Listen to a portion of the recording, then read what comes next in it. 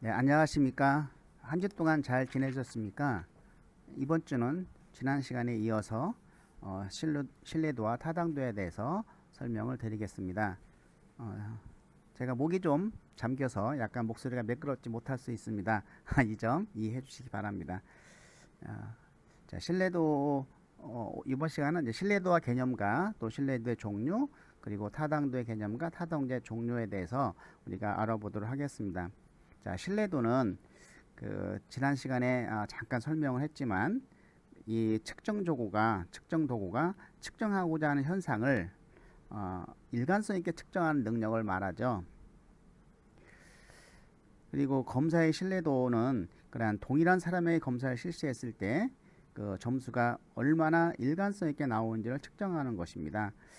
따라서 이제 측정의 오차가 작을수록 신뢰도는 높은 경향이 있다.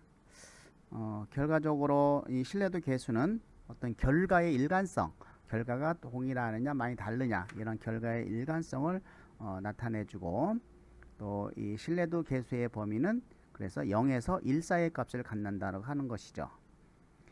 그렇다고 하면은 0에 가까울수록 신뢰도가 낮고 마이너스에 1에 가까울수록 신뢰도가 높은 것을 의미하죠. 그리고 또한 신뢰도 계수는 개인차가 클수록 커질 수가 있습니다. 만약 수검자가 개인차가 전혀 없다면 신뢰수 계수는 0이 되겠죠. 자, 그러면 우리가 신뢰도의 개념 중에서 신뢰도의 종류를 살펴보도록 하겠습니다.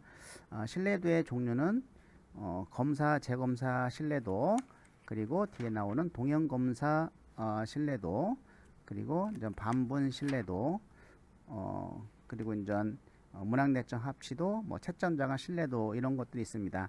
이것을 설명드리겠습니다. 첫 번째, 이 검사, 재검사 신뢰도는 우리가 안정성 계수다. 그래서 왜 안정성 계수나 시간이 지나도 거의 변화하지 않는 그런 안정적인 점수가 나온다고 해서 이 안정성 계수라고 하는 것이죠. 자, 그래서 동일한 사람에게 동일한 사람에게 서로 다른 시기에 두 번 실시한 검사 점수의 상관계수를 검사, 재검사 신뢰도라고 합니다. 만약에 검사 결과가 동일하다. 그러면 신뢰도는 1인 것이죠. 그래서 신뢰도 계수의 최대값은 플러스 1, 최소값은 마이너스 1입니다. 자, 이 계수는 검사 점수가 시간의 변화에 따라서 얼마나 일관성이 있는지를 뜻하며 안정성 계수라고 합니다. 초기 실시의 점수와 일정한 시간이 흐른 뒤에 동일한 도구에서 얻은 점수 간의 상관 정도를 알아보는 것이죠. 자, 시간의 경과에 따라서 검사 점수가 어느 정도 변화하는 것을 추정하는 것인데 이 검사, 재검사 신뢰도는 상당히 안정되어 있다고 신뢰도가 굉장히 안정되어 있다 가정되는 것은 지능검사라든지 그리고 성격검사 MBTI, 성격 5요인 검사 등에 적합한 것이죠. 만약 지능검사가 오늘 검사하고 6개월 만에 검사했는데 상당히 다르다라고 했을 때는 이것은 검사, 재검사 신뢰도가 굉장히 낮은 것이죠. 그러나 이런 검사는 상당히 안정적이죠. 지능이라든지 성격 잘 안 변하지 않습니까? 자, 이 검사의 단점으로는 만약에 검사 실시 시간이 굉장히 짧을 때는 이월 효과가 있습니다. 이월 효과는 어떤 기억을 한다든지 연습 효과가 있다든지 이런 것을 우리가 이월 효과라고 하죠. 짧으니까 제가 이렇게 체크한 걸 그대로 또 체크할 수 있다. 그러면은 동일하게 되겠죠. 검사 결과가. 또 시간 간격이 길 때는 어떤 반응성 효과, 반응 민감성 효과라고도 하죠. 반응 민감성 효과인데 그동안 학습 효과라든지 또 나름대로 성수 효과가 반영될 수 있겠다라고 하는 거고 그리고 어떤 개인적 요인이 또 요인 변화가 반영된다. 피검사자의 어떤 질병, 피로, 기분 등 그리고 환경적 요인 변화가 있는데 날씨, 소음, 기타 방해 요인 등이 이제는 있고, 또 측정 변화의 변화, 연령, 측정하려는 특성의 변화, 이런 것들이 영향을 미친다는 것이 또 단점으로 지목될 수 있습니다.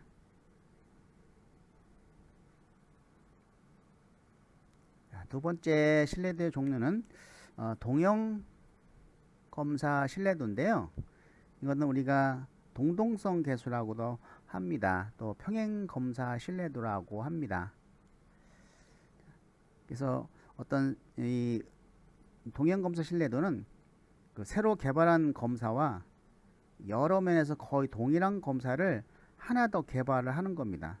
그래서 이 두 검사 그 점수 간의 상관계수를 구하는 방법인데, 하나 만들기도 힘든데 두 개를 만들기 굉장히 힘들죠. 그래서 사실상 굉장히 이러한 신뢰도, 동형검사 신뢰도로 측정하는 것은 좀 어려운 점이 있습니다. 그래서 이미 신뢰성이 입증된 유사한 검사 점수와의 상관계수를 검토하는 것이고, 이 상관계수를 동동성 계수라고 합니다. 자, 동형검사, 동일한 내용과 동일한 문항수, 동일한 형식, 비슷한 정도의 문항 골란도를 가진 검사로 평행검사라고도 합니다. 자, 그러면은 전 검사 재검사 신뢰도보다는 뭐 기억 효과라든지 이해 효과가 다소 감소되긴 하지만 연습 효과가 뭐 전혀 없을 수는 없죠. 전혀 없을 수가 없다. 이 부분을 좀 우리가 기억을 좀 해주고요. 또 중복의 정도와 시간상의 안정성을 좀 보여줄 수 있다. 그러나 두 개의 동형 검사를 제작을 해야 되기 때문에 제작하기가 어려워서 연구에는 거의 사용되지 않는 신뢰도라고 합니다. 자, 세 번째는 우리가 내적 일관성 신뢰도.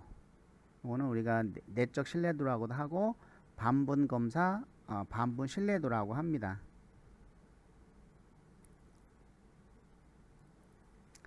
반분 신뢰도는 단일 척도를 두 개의 검사로 나누어서 실시하는 일종의 동형 검사 신뢰도로서 문항 간의 일체 정도를 알아보기 위한 것이죠.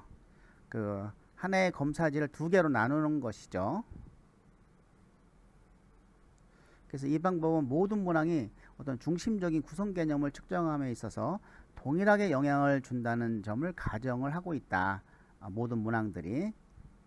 해당 검사를 문항수가 같도록 반씩 나누어서 개인별로 두 개의 점수를 구해서 그 두 점수 간의 상관계수를 계산하는 것이죠. 그러니 얼마나 좀 어렵겠어요, 이게. 거의 동일하게 영향을 준다는 점 가정을 해서 이 문항들을 나누는 거기 때문에 개발 자체도 좀 어려울 수 있겠죠. 자, 검사를 한 번만 실시해서 구하는 것이기 때문에 시간적 안정성은 포함되지 않죠. 한 번에 하는 거 있다. 시간을 두고 두 번 하는 것이 아니고 한 번에 검사를 한 번만 실시해서 구하는 것이기 때문에 시간적 안정성은 포함되지 않습니다. 자, 그래서 이것은 그 둘로 구분된 문항들의 내용이 얼마나 일관성 있는가를 측정하는 것인데요. 이런 종류의 신뢰도 계수를 우리가 내적 합치도 계수라고도 합니다. 그래서 그러면은 그 문항을 둘로 나누는 반분의 방법을 우리가 좀 기억할 필요가 있는데요. 그래서 전후 반분법, 이것은 문항을 그냥 앞뒤로 양분하는 것이죠. 문항을 앞과 뒤에 양분하는 것이고, 기호 반분법은 문항을 짝수로 나눠서 양분하는 것이고, 그리고 난수표법 또는 짝지 임의 배치법, 이것은 문항을 무작위로 나누는 방법입니다. 내적으로는 얼마나 일관성 있는가를 나타내는 신뢰도고요. 이 표본의 문항수가 많을수록 측정치가 커진다는 일반화의 원칙이 큰 단점입니다. 자, 그래서 한 번의 측정으로 신뢰도를 구할 수 있고, 그 이월 효과, 반응 민감성 효과, 측정 대상의 속성의 변화 등을 극복할 수 있는 장점이 있다. 한 번에 그냥 하니까 이런 것을 좀 극복할 수 있는 장점이 있습니다. 자, 네 번째는 내적 일관성인데요. 그걸 문학 내적 합치성이라고 합니다. 문학 내적 합치성 신뢰도. 반분 신뢰도는 이 반분하는 방법에 따라서 신뢰도 개수가 달라지는 점을 극복하기 위해서 내적 합치도보다 정확하게 측정하게 만들어진 공식으로 쿠터 리차슨과 크룬바우 알파 신뢰도 호이스트가 있습니다. 그래서 이런 문항 내적 합치도 계수는 그 검사의 각 문항들이 그 검사의 전체 점수와의 관련 정도, 각 문항들이 그 검사의 전체 점수와의 관련 정도, 그리고 그 검사의 다른 문항들과의 관련 정도를 의미한다. 우리가 통계를 돌리면 이 클론바 알파 계수가 나오죠. 바로 그것이 이제 문항 내적 합치도 신뢰도인데 굉장히 좀 정확하게 좀 나오죠. 반분 신뢰도 이런 것보다는. 그래서 이 클론바의 알파 계수가 높은 것은 이 문항 간 정적 상관, 플러스적 정적 상관이 높다는 것을 의미하며, 이 알파 값이 크다는 것은 검사 문항들이 어떻다는 거예요? 굉장히 동질적이다는 것을 의미하죠. 예, 그 밑에는 그래서 우리가 뭐 클론바 알파가 0.75면 75% 상관이 있고, 이 클론바 알파 점수가 낮으면은 우리가 검사지로 사용하기가 좀 부적합하죠. 신뢰도가 좀 낮으니까. 그래서 이 클론바 알파는 문항이 3개 이상의 보기로 된 검사에서 사용할 수 있습니다. 그 다음에 쿠터 리차슨 공식은 2분 채점 문항에만 사용될 수 있다고 합니다. 문항이 예 아니요 방식. 그래서 우리가 요걸 그냥 살짝 참고로만 보시고,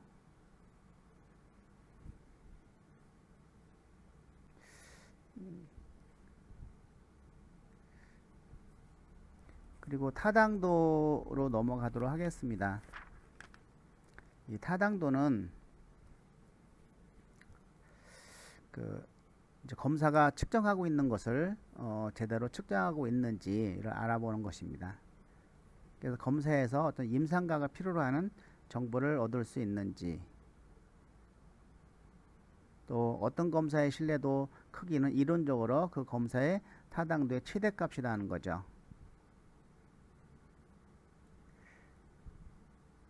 자, 그러면 타당도가 높은 검사는 모두 신뢰도가 높은 편이다. 맞는 말인가요? 예, 그거는 맞는 얘기입니다. 그런데 신뢰도가 높은 것은 모두 다 타당도가 높은 편이다. 높다. 이것은 틀린 얘기죠. 왜냐하면 그 문항의 어떤 일관성이 굉장히 높은 것이 이제 신뢰도가 높다고 하는데, 그거를 흥미에 대한 신뢰도가 높은 검사지를 뭐 예를 들어서 다른 용도 적성을 측정한다고 하면 그것은 타당도가 없는 것이죠.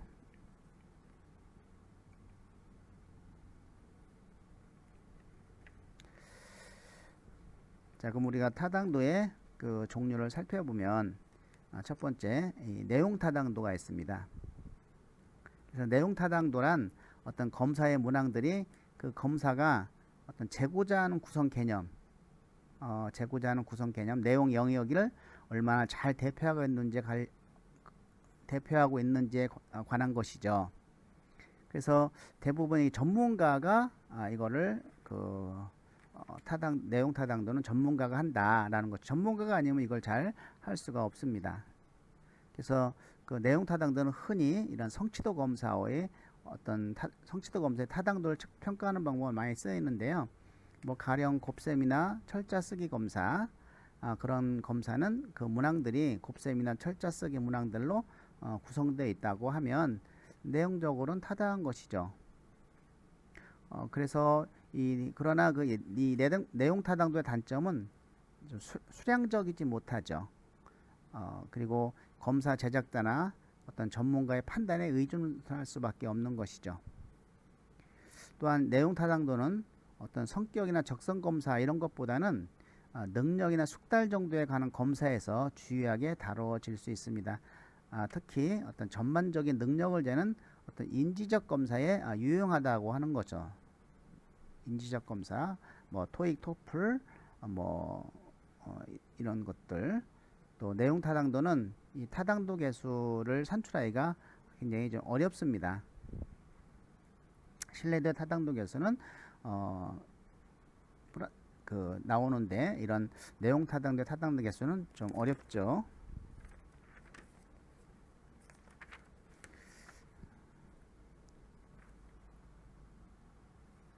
자, 그래서 이런 내용 타당도 중에는 우리가 안면 타당도가 있는데 그 안면 타당도는 어떤 내용을 쭉 읽으면서 그럴듯하네요라고 일반인이 그냥 얘기하는 겁니다. 그래서 그 검사가 실제로 무엇을 측정하고 있는지와 관련 있는 것이 아니라 그 검사가 무엇을 측정하고 있는 것처럼 보이는 거에 관련이 있다. 그래서 이거는 전문가에 의해서 어떤 측정하는 것이 아니고 그 일반인에게 그 검사가 타당한 것처럼 보이는 걸 뜻하는 것이죠. 우리가 흥미검사 같은 걸 이렇게 보면 자기 결과 같은 것도 이렇게 하면서 어우 그럴듯하네요 뭐 이렇게 고개를 끄덕끄덕 할 수도 있죠. 이거는 이제 일반인들이 그 검사가 타당한 것처럼 보이는 걸 뜻하는 것입니다. 두 번째는 이제 준거 관련 타당도입니다. 이 준거 관련 타당도는 상당히 좀 중요한 의미가 있죠.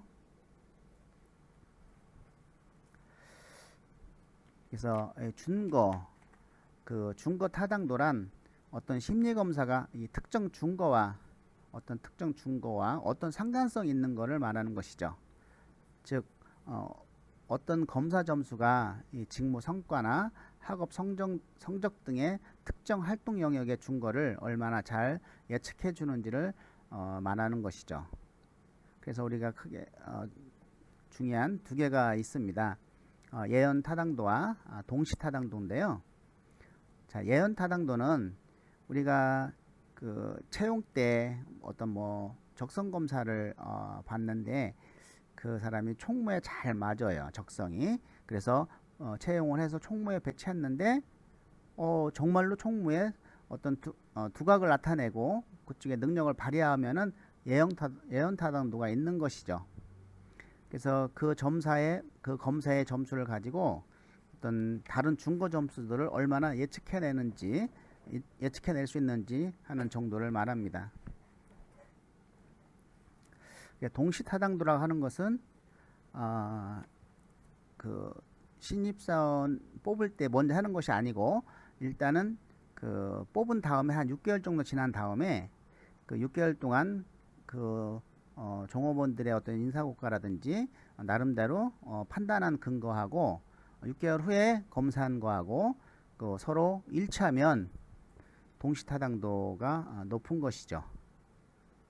일치하지 않으면 동시타당도가 낮은 것이고요.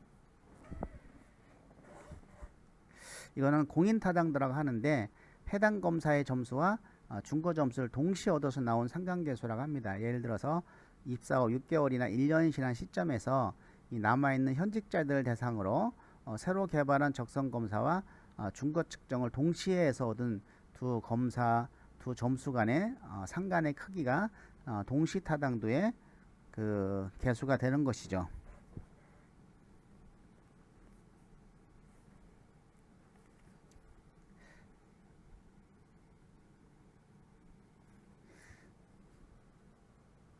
자, 세 번째는 이 구성타당도에 대한 설명입니다. 이 구성타당도 역시 굉장히 중요한 의미를 갖고 있죠. 이 구성타당도는 이 검사가 측정하고자 하는 이론적 개념이 이 검사에서 추정되고 있는 정도를 말한다. 그래서 이론적 개념이 같은 거 또는 이론적 개념이 다른 거끼리 한번 해보는 거죠. 타당도를. 그래서 지금 흥미검사의 문항들이 어떤 계산 문제나 추리 문제 등으로 이루어졌다고 하면 이 검사는 흥미를 측정하는 검사로서 구성타당도가 없다고 볼 수가 있겠죠. 그래서 이 구성타당도가 높으려고 하면 수렴타당도와 변별타당도가 높아야 한다는 것입니다. 자, 그러면 수렴타당도를 한번 살펴보면은 이 구성타당자의 종류는 먼저 세 가지 수렴타당도, 변별타당도, 요인분석법이 있다.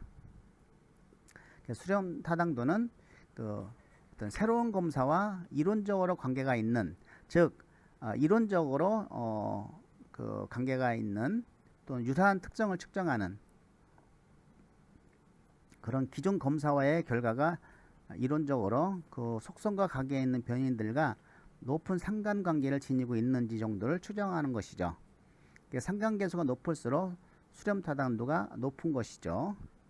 다시 한번 보시면은, 자, 새로운 검사를 개발했어요. 그러면 과거에 그 이론과 비슷한 근거가 있는 기존 검사지, 그러니까 신뢰 타당도가 입증되어 있는 이론적 배경이 비슷한 기존 검사지와 상관관계를 보는 거예요. 요인별로 변인들 간의 상관관계를 봐서 그 정도가 높을수록 수렴타가 높은 것이죠.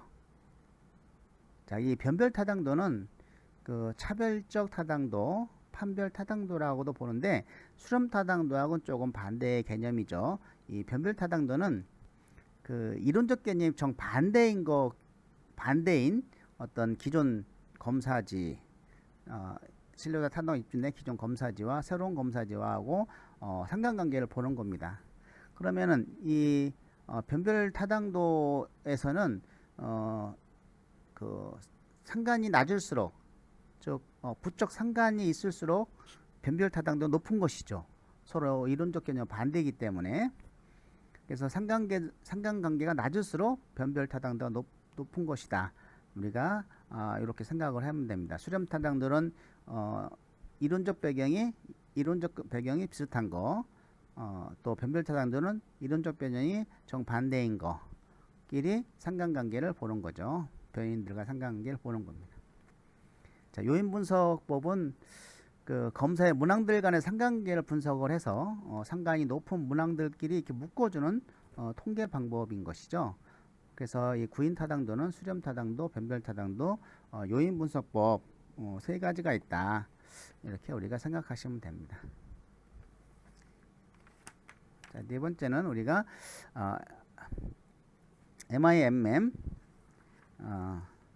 MIMM으로서 그 다속성, 다측정 방법이라고 합니다. 또는 중다특성, 중다방법, 행렬표라고도 하는데요.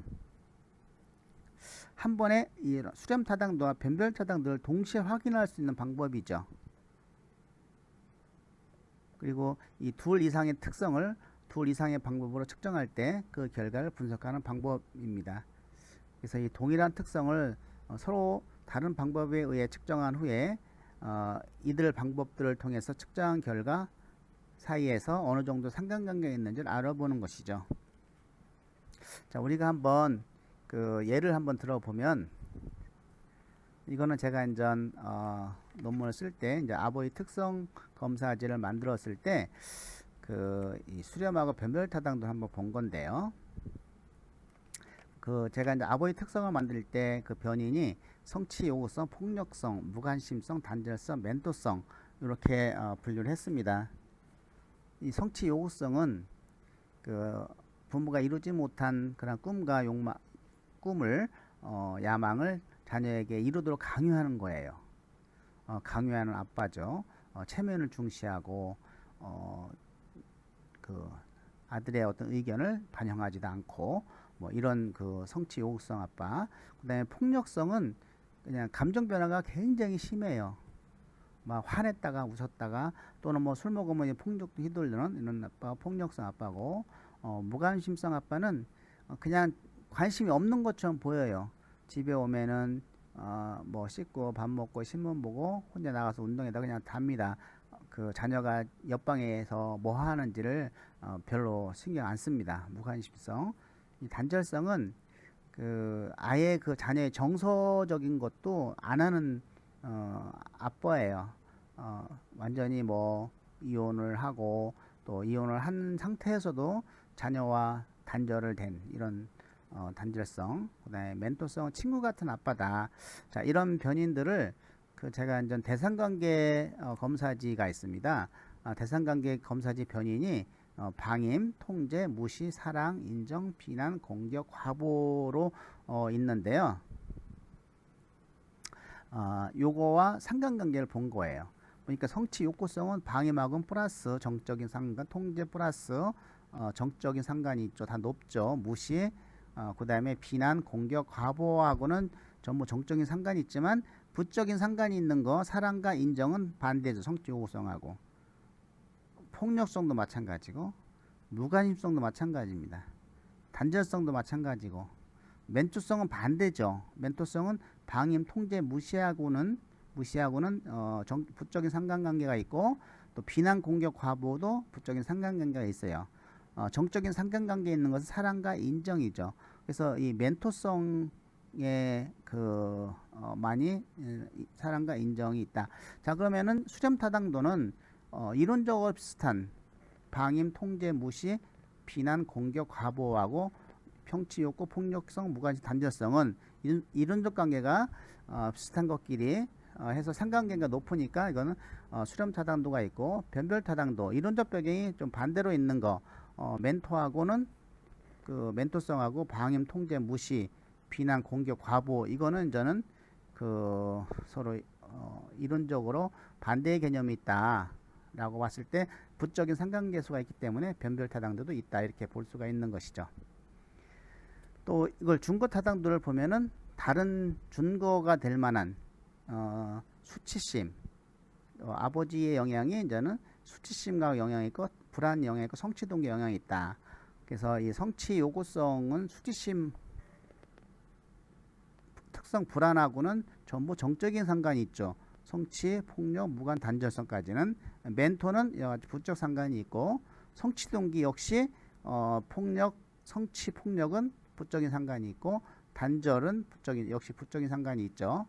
멘토성은 정적인 상관이 있다. 그래서 준거타당도 역시 이제는 있다 이렇게 볼 수가 있는 것입니다. 자, 이제 이와 같이 우리가 신뢰도와 타당도의 개념과 종류를 살펴보았는데 살펴보았습니다. 예, 이전 다음 시간에는 우리가 진로 이론적인 측면을 좀 다루도록 하겠습니다. 수고하셨습니다.